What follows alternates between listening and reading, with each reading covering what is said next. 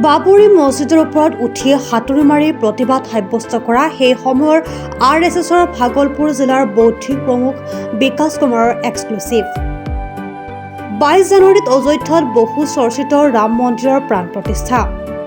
বাবৰি মছজিদৰ ওপৰত উঠি হাতুৰি মাৰি প্ৰতিবাদ সাব্যস্ত কৰা সেই সময়ৰ RSSৰ ভাগলপুৰ জিলাৰ বৌদ্ধিক প্ৰমুখ 20জনীয়া বলিদানী গোটৰ অন্যতম সদস্য এজন হিন্দুত্ববাদী নেতাই সংবাদ মাধ্যমৰ আগত কি অনুভৱ ব্যক্ত কৰে চাওক আমাৰ এক ৰিপৰ্ট। একচুৱেলি 6 ডিচেম্বৰ 1992 চনত যেতিয়া মই প্ৰথম উঠি আৰু বাবৰি মছজিদৰ ওপৰত উঠি আৰু সেইটো ধ্বংস কৰিছোঁ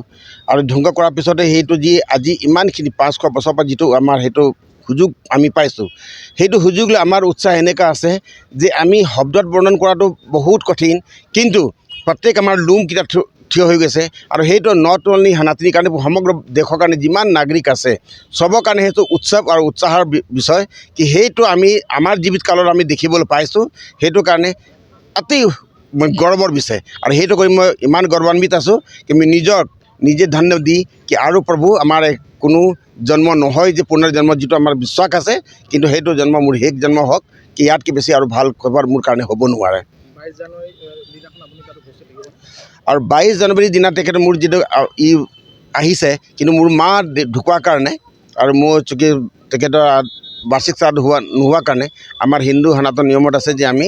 1 বছৰলৈকে কোনো মঠ মন্দিৰৰ ভিতৰত নোসোমাওঁ আৰু কোনো এনেকুৱা কাৰ্যক্ৰমত আমি ভাগ নলওঁ। সেইটো কাৰণে আমি যোৱা নহ'ব, কিন্তু তেখেতৰ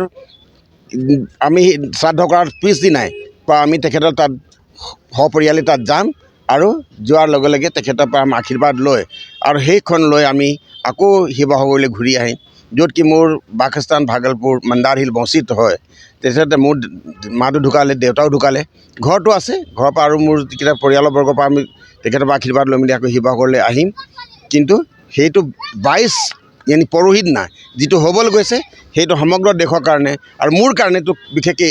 ক'বলগীয়া নহয় যে কিমান উৎসাহ আমি পাইছোঁ, কিমান সেইটো কাৰণে মই বিভিন্ন জেগাত মই যাম। 22 তাৰিখে বিভিন্ন জেগাত মোক মাতিছে, সেইটো কাৰণে মই এইখন কি আমি কেনেকৈ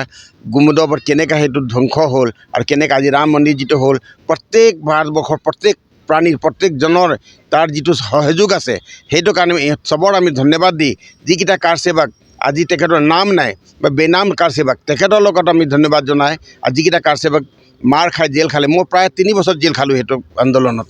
আৰু সেইটো আন্দোলনত কিন্তু আজি মোৰ কোনো বিষ নাই, কোনো কষ্ট নাই, মোৰ বলকি মোৰ উৎসাহ আৰু গৰ্ব কৰি আমি নিজক ক'ব বুকু ফুলাই ক'ব পাৰোঁ যে মই এজন কৰ্মঠ কাৰ সেৱক আৰু সেইটো কাৰণে আজি যে ৰাম মন্দিৰ হৈছে সেইটো কাৰণে মোৰ কাৰণে আৰু ইয়াতকৈ বেছি আৰু ডাঙৰ কথা হ'ব নোৱাৰে। মোৰ জিন্দগীত মোৰ আৰু জীৱনৰ ইয়াতকৈ বেছি আৰু ডাঙৰ কথা হ'ব নোৱাৰে। আমাৰ মুখ্যমন্ত্ৰীয়ে এই ক্ষেত্ৰতে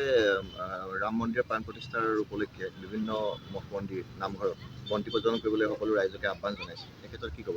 নাই, সেইটো খুব ধুনীয়াকৈ একচুৱেলি মুখ্যমন্ত্ৰীৰ কথা কোৱা নহয়, সেইটো নিজৰ স্বতঃস্ফূৰ্ত মানুহকেইটা নিজে ওলাই আহিছে। প্ৰধানমন্ত্ৰী মোদীক আপুনি দেখিছে তেখেতে হাত জোৰ কৰি চবক সমগ্ৰ দেশবাসীলৈ এটা অনুৰোধ কৰিছে যে 22 জানুৱাৰীৰ দিনা আপোনালোকে একো নহ'লে 5 বন্তি 5টা ৰাম বাতি ৰাম দিয়া আপুনি জ্বলাব, প্ৰত্যেকৰ ঘৰে ঘৰে প্ৰতিষ্ঠানত নিজৰ দোকানত আৰু য'ত যেনেকৈ পায় তাতকৈ বেছি কৰিলেও ভাল। আৰু বিশেষকৈ যিকেইটা আমাৰ দুখীয়া মানুহ আছে ইহঁতক আমি সেইকেইটা ৰাম দিয়া আমি বিলাই আছোঁ আৰু সেইটো মোৰ ফালৰ পৰা মই সেইটা বিলাই আছোঁ কি এতিয়াও মোৰ ঘৰত আছে এনেকৈ। সেইকাৰণে আজি আমি গৈ আকৌ কেইটামান মিলাম আৰু যিকেইটা মানুহ নাথাকিব তেখেতে মোৰ ঘৰৰ পৰা ৰাম দিয়া লৈ যাব পাৰিব। শিৱসাগৰৰ পৰা মুছাবিৰ আলী ৰিপৰ্ট, প্ৰয়াত টাইম ডিজিটেল। শদিয়াৰ পৰা ধুবুৰীলৈ, বৰাকৰ পৰা ব্ৰহ্মপুত্ৰলৈ সকলোৰে মাজত চিনাকি এটা নাম প্ৰাতঃ টাইম। থলুৱা ভাষা, কৃষ্টি আৰু সত্য বাতৰিৰ আধাৰত প্ৰতিষ্ঠিত খবৰ প্ৰাতঃ টাইমৰ প্ৰতিটো বা বাতৰি পুংখানুপুংখভাৱে চাবলৈ Facebook, YouTube, website, Twitter, Instagram আৰু ব্লগাৰ পেজত লাইক আৰু ফ'ল' কৰক।